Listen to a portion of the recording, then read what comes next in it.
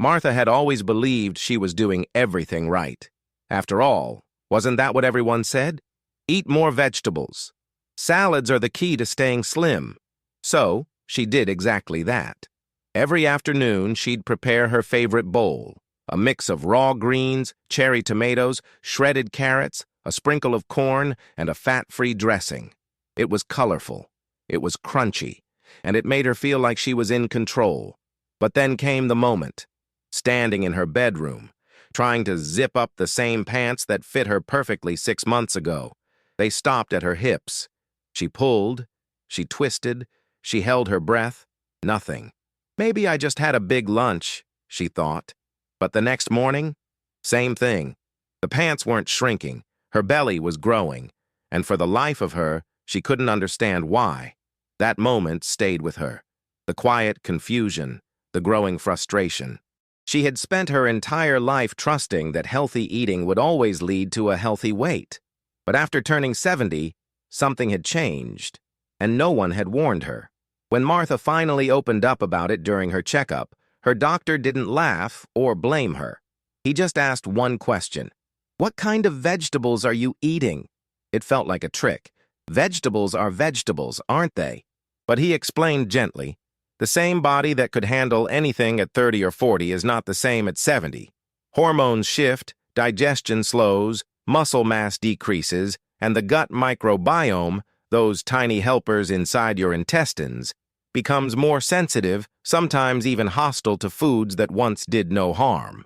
The problem wasn't the idea of vegetables, it was which vegetables, and how they were affecting her now. Certain vegetables, especially the ones high in starch or fermentable fibers, can actually work against an aging metabolism. They may lead to insulin spikes, persistent bloating, and fat storage, especially in the belly area, which becomes more resistant to fat loss after menopause. Martha felt two things at once: relief and quiet anger. Relief that she wasn't just getting old and soft, like she had feared. Anger that no one had ever explained this before. That she had spent months blaming herself, avoiding mirrors, turning down invitations, all because her body was reacting normally, just to the wrong kind of healthy. And that's when things started to change. Not overnight, not with a pill, but with understanding. Because once she knew what her body was actually asking for, she stopped punishing herself with what she thought was discipline, and began listening instead. It all began with 3 vegetables her doctor told her to be careful with. Not eliminate all vegetables, just understand them better. And the first one shocked her. It sat there on her plate like it always had, golden, sweet, harmless. Corn. The one vegetable that reminded Martha of childhood summers and cozy dinners. She'd been adding it to her salads for years, thinking it added color, crunch, and fiber. But now she was hearing something that felt almost absurd. That corn, especially for someone over 70, was no longer her friend. Her doctor explained it simply. After a certain age, your body doesn't just slow down. It rewires how it reacts to food, especially starch. Corn, he told her, wasn't just a vegetable. It was a starch-heavy, glucose-spiking, insulin-provoking bomb disguised as health food.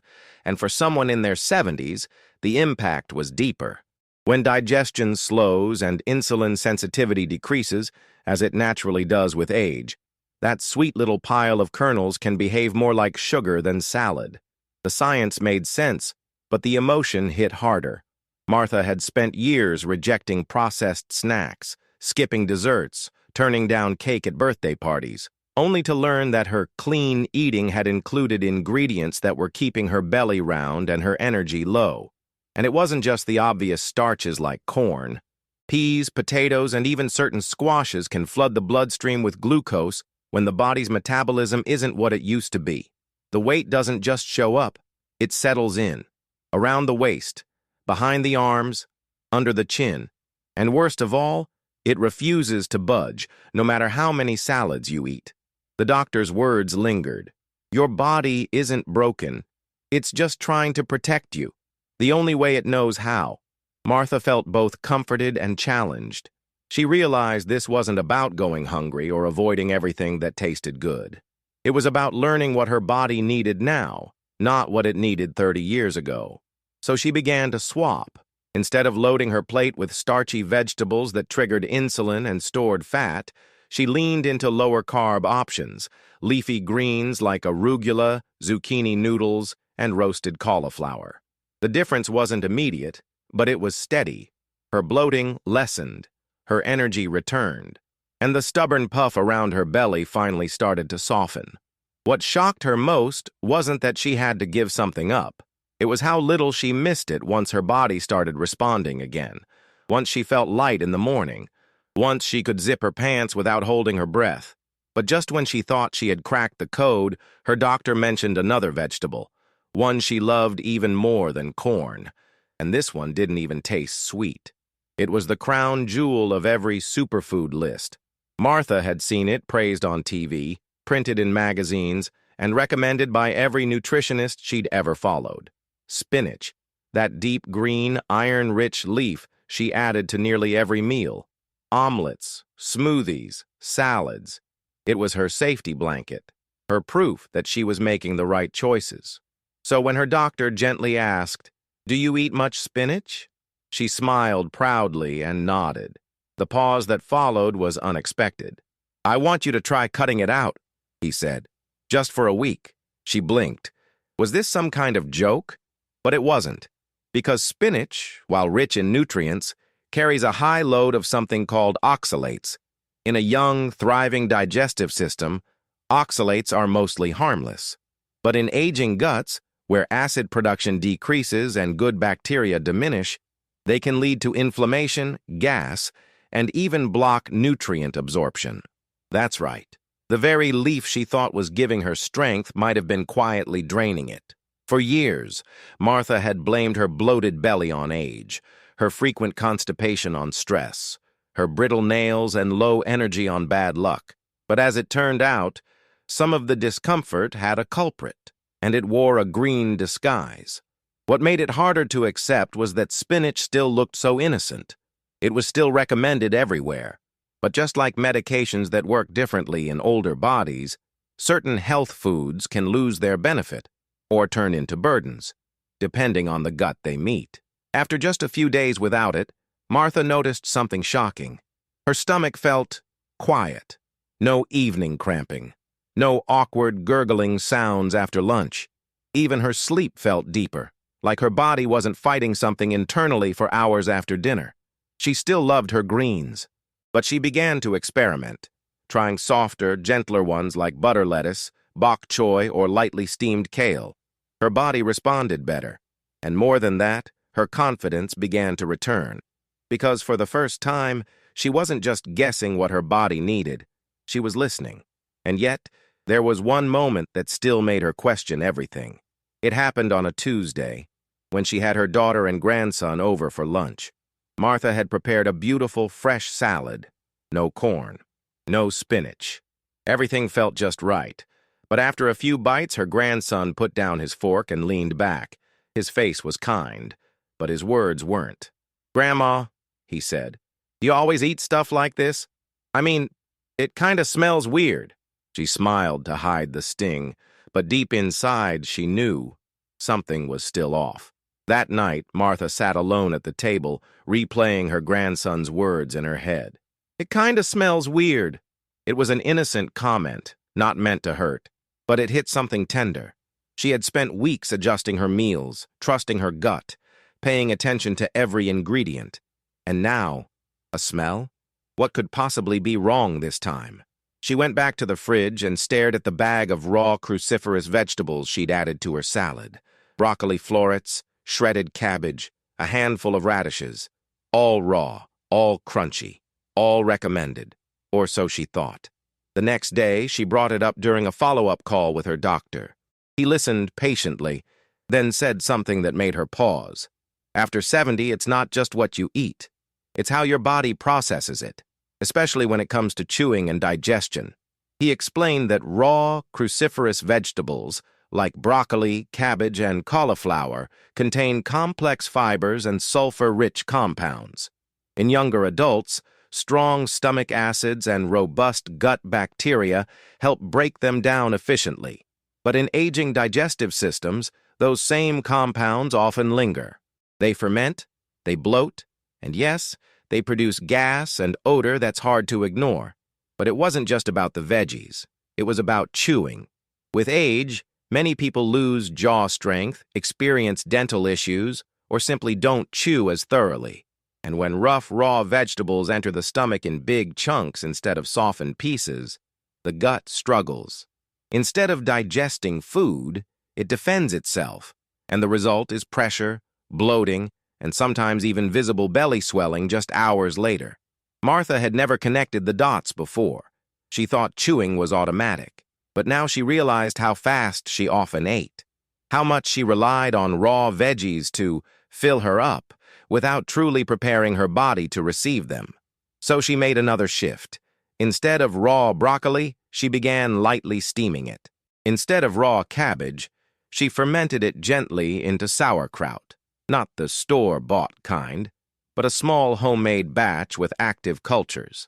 She slowed down at meals, chewing intentionally, allowing her mouth to begin digestion before food ever reached her stomach. And slowly, things changed again. No more sudden tightness in her waistband after lunch. No more awkward shifting in her seat during visits. And perhaps most precious of all, no more comments from her grandson about odd smells at the table. What she hadn't realized was that food isn't just about calories or nutrients. It's also about presence, about digestion, starting with how you honor your meals, with time, care, and attention. And with each quiet, bloating-free day, she felt a little closer to herself again. But there was still one more lesson waiting, hidden in a food she had always considered safe, even healing. And this time, the damage wasn't just in the belly, it was deeper. Martha had always believed that inflammation was something that came from injuries, a swollen ankle, a stiff shoulder. She never imagined it could live quietly inside her, fueled not by junk food, but by the very things she thought were helping her heal. One afternoon, while talking to her doctor, she mentioned a strange ache she'd been feeling in her joints. Nothing dramatic, just a lingering stiffness in her knees and a heaviness in her hands when she woke up. "It's probably just age," she said, brushing it off with a nervous laugh. But he shook his head. "Tell me what your usual meals look like." She listed everything proudly. A green smoothie in the morning, veggie soup for lunch, and roasted vegetables with a lean protein for dinner. The list sounded perfect, until he asked about one specific ingredient, nightshades. She was confused. What did that even mean? Tomatoes, bell peppers, eggplant, white potatoes, all of them were regulars in her kitchen. Her soup always had tomato base, her stir-fry bright with red peppers. Even her evening snack, a slice of roasted eggplant with olive oil. Her doctor explained, nightshades contain alkaloids, natural plant chemicals that can irritate the gut lining and trigger low-grade inflammation in certain people, especially those over 70 whose immune systems are more reactive and less forgiving. What shocked Martha wasn't that these vegetables were bad. They weren't. But for her body now, they were too much. They were aggravating, not nourishing. Inflammation doesn't always shout.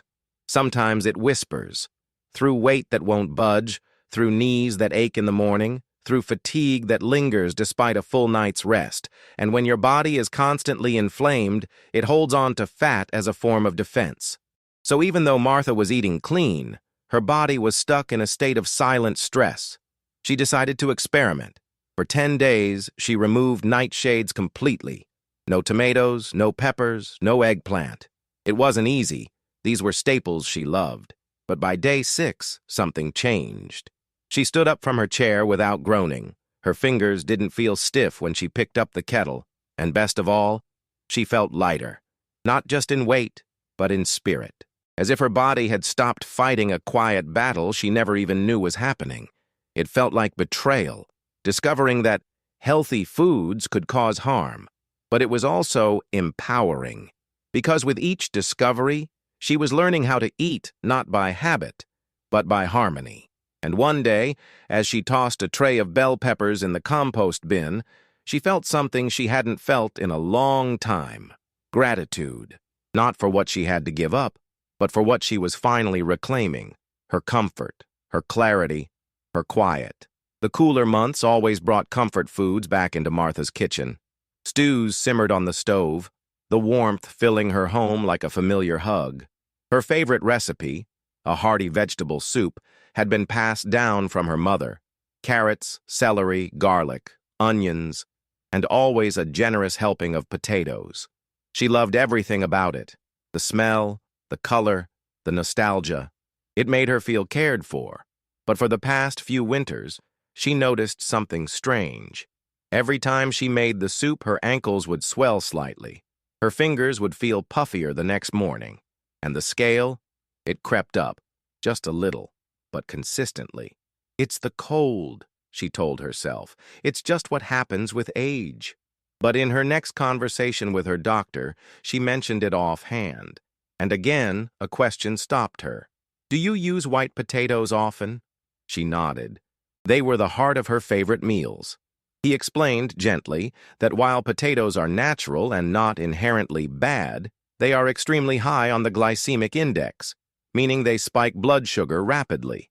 And when your metabolism has already slowed, those spikes create a pattern of insulin resistance, water retention, and fat storage, especially in post-menopausal women. Worse still, the way most people overcook potatoes in soups makes the starch even more digestible. Too digestible. It hits the bloodstream fast, flooding it with glucose your body isn't prepared to burn. So instead, it stores it. Martha was stunned. How could something so humble be at the root of her swelling, her foggy head, her stubborn weight gain? But the truth had a strange way of feeling both heavy and liberating. She didn't need to give up soup. She just needed to change one thing. She replaced the potatoes with chopped zucchini and a handful of lentils for substance. She reduced the cooking time, leaving her vegetables with a bit of firmness, not mush. And she paid attention to salt, knowing her kidneys were working harder now than they used to. In just 2 weeks, the difference was unmistakable. Her rings slid on more easily. The skin around her ankles didn't feel tight. Her belly, once firm and distended by evening, was soft and calm. It wasn't magic. It was understanding. Age hadn't betrayed her. She had just been feeding her body like it was still 40, when it had been asking, quietly, for something gentler. The moment that truly brought it home came when she walked past the mirror and saw her silhouette without layers. No puffiness, no shame, just her. Softer, yes. Older, sure. But lighter, in more ways than one. And now, she looked at food not as comfort out of habit, but as kindness with intention. Still, there was one more vegetable in her kitchen that wasn't helping. And it wasn't in her soup. It was sitting right there, waiting to be dressed in oil. Martha always believed she had a handle on her portion sizes. She used olive oil sparingly, avoided butter, and never deep-fried anything. But there was one part of her meals she never questioned: her roasted vegetables. Zucchini slices glistening with oil, eggplant rounds brushed with herbs, and, her favorite, thick slabs of sweet potato, caramelized at the edges. She would toss them in olive oil, lay them out on a tray, and roast them until they were golden and soft. Healthy comfort food, she called it. But one afternoon, during a routine talk with her doctor, he asked about how she cooked her vegetables. When she proudly described her method, he leaned in slightly and said something that made her stomach turn. Some vegetables don't just soak up oil, they trap it. He explained that certain vegetables, particularly porous ones like eggplant and sweet potato, act like sponges. When coated in oil and roasted, they absorb much more fat than they appear to. And for a digestive system that processes fat more slowly after 70, those extra hidden calories don't just pass through. They linger. Even the healthiest fats, like olive oil or avocado oil, require strong bile production and a responsive metabolism to break down efficiently. As we age, bile production often decreases. The result? Fat stays in the system longer, gets stored more easily, especially in the midsection, and contributes to that sluggish, heavy feeling that Martha had grown used to. Worse still, those vegetables she loved so much weren't just rich in oil. They were often paired with high heat, and high heat changes the structure of oils, sometimes turning them slightly toxic, especially when they sit too long on porous foods. Martha felt almost betrayed. She had worked so hard to avoid processed foods, to choose the good oils, to roast instead of fry. But once again, what had worked at 50 was quietly working against her at 70. So she changed course. Instead of drenching her veggies, she brushed them lightly, just enough to coat. She began baking them on parchment, letting their natural moisture do most of the work. She also introduced more steamed and raw options, using herbs and lemon instead of relying on oil for flavor. Within weeks, her digestion improved. That bloated post-dinner fatigue faded. Her pants, which had clung tightly to her waist, now rested more gently on her hips. It was subtle, but steady. She hadn't cut fat. She had simply learned which foods disguised it, and how her body could handle it now. Because sometimes the problem isn't what's obvious on the plate. It's what hides beneath the surface, the soaked-in, silent weight that adds up meal after meal. And while Martha had mastered this lesson, another one was forming, not in the kitchen, but at the dinner table, watching her grandson eat with ease, what her body now stored with resistance. It was a Sunday afternoon, and Martha was setting the table for lunch. Her daughter had brought over her grandson, Dylan, 10 years old, all energy and elbows. As they sat to eat, he piled his plate high with pasta, bread, and even a slice of the roasted vegetables she'd prepared. He ate quickly, carelessly, joyfully. And when lunch was done, he ran to the backyard, chasing the dog as if his body had an endless battery.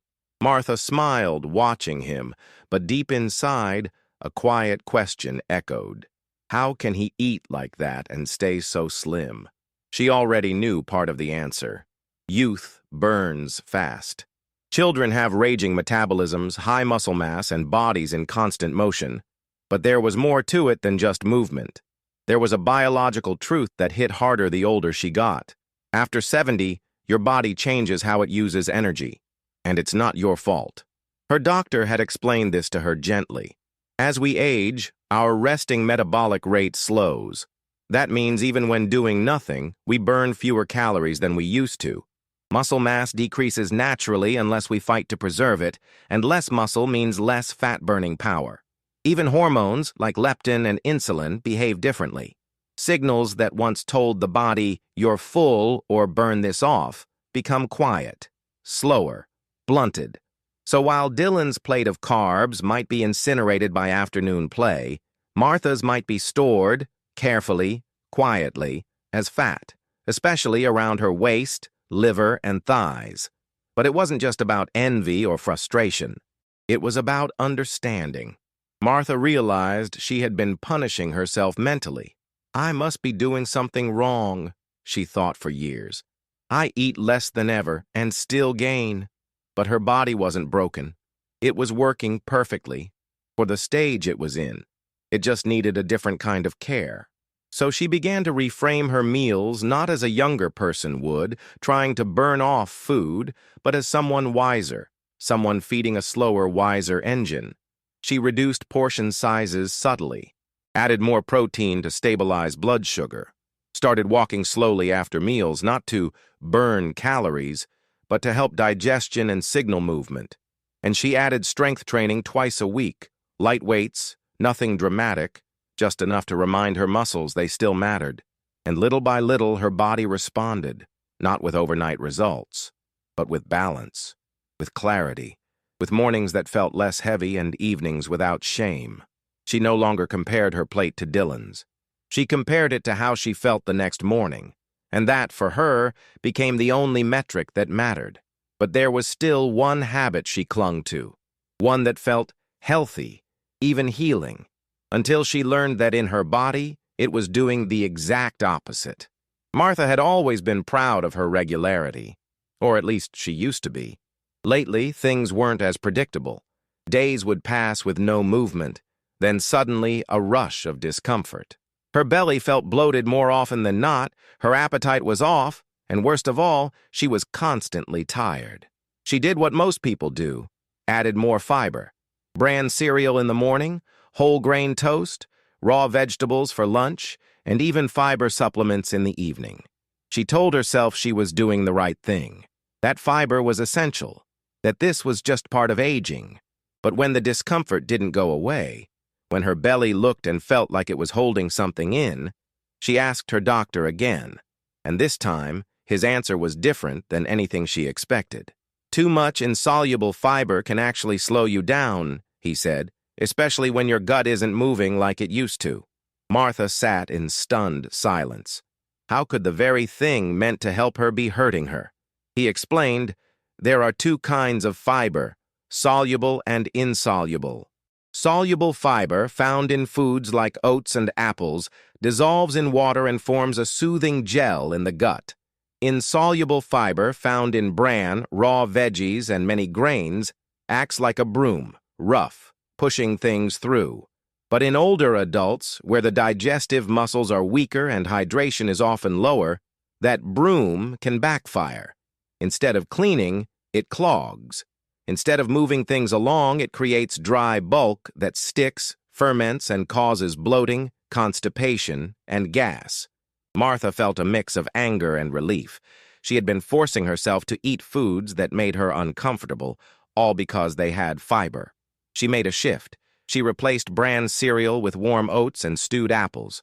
She swapped raw salad for steamed vegetables. She added chia pudding and gentle flax instead of powdery supplements. And she drank more water, not just with meals, but consistently throughout the day. The effect was almost immediate. Her belly softened, her appetite returned.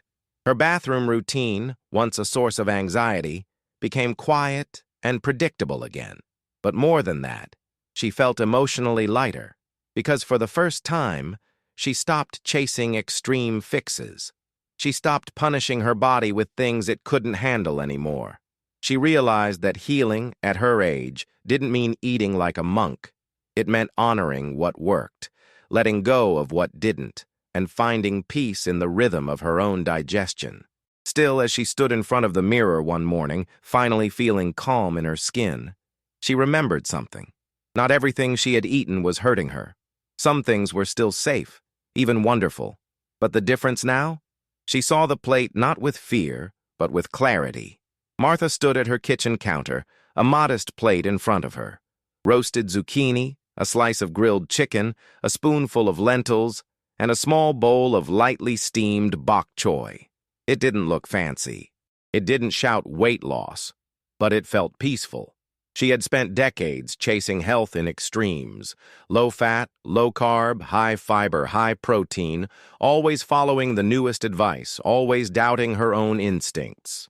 But now, at 73, she was finally listening not to trends but to her body, and it was whispering something simple: balance. Not all vegetables are enemies. In fact, most still nourish, still heal. The lesson Martha had learned wasn't to fear them, but to understand them. Because after 70, the rules change.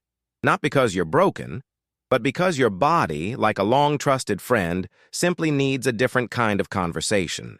She no longer ate raw broccoli because it made her feel strong.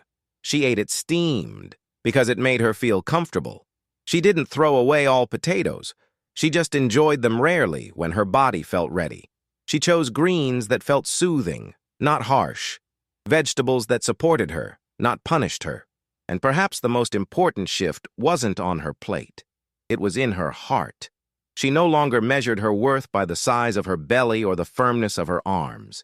She measured it by how light she felt when getting out of bed, by how clearly she could think after lunch, by how long she could walk without discomfort, by how easy it was to laugh again without holding her stomach in. This wasn't a diet. This was dignity. This was aging not with fear, but with agency. And as she packed away the leftovers, she felt a gentle pride, not just for the weight she had lost, but for the confusion she had shed. The shame, the silence, the years of blaming herself for what was, in truth, A body doing its best with the tools it had. If you're over 70, your plate deserves the same respect you do. No fear, no fads, just attention, just care. Which of these veggies surprised you the most? Let me know in the comments. I read every one. Because sometimes the greatest transformation isn't in what you remove, but in what you finally understand.